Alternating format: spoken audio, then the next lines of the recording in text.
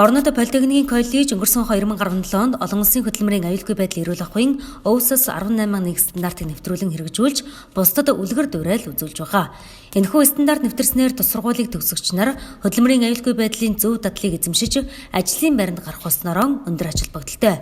Тэгвэл дээрх стандартын өргөтгөл болгон олон улсын ISO 45001/2018 стандартыг боловсролын салбартаа анхдагч болон өнөөдөр нэвтрүүллээ.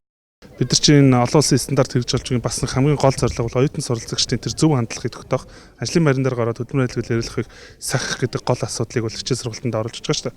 Тэгэхээр ISO стандарт мань болонгууд илүү тэр менежментийн тогтолцоо тал руугаа хөгжсөн стандарт гэсэн. Тэгэхээр яах вэ гэхээр биднээс одоо төгсөгдөж гарч байгаа оюутан суралцагчид мань ажлын байран дээр гараад тухайн аж ахуйн нэгж байгууллагын дотоод зохион байгуулалт менежментийг маш сайн ойлгодог. Зөв зохион байгуулалтанд орж ажлыг богино хугацаанд үр бүтээлтэй хийхэд илүү суралцсан. За энэ явцдаа бас хөдөлмөрийн аюулгүй эрүүлэх ахуйг маш сайн сахиж ажиллах ийм л зорилготой стандарт байгаа. Дорнод Политехникийн коллеж энэхүү менежментийн тогтолцооны стандартыг нэвтрүүлснээр ажилчид багш оюутнууд хамтран ажиллагч байгууллагуудад хөдөлмөрийн аюулгүй байдал эрүүл ахуйн чиглэлээр эерэг нөлөөллийг үзүүлэх, ажлын байран дээрх үйлдвэрлэлийн осол гэмтэл үүсч болох үз аюулыг тодорхойлж, урьдчилан сэргийлэхийг сурталчлан таниулах юм байна. Нийт зочид төлөөлөгчид оюутан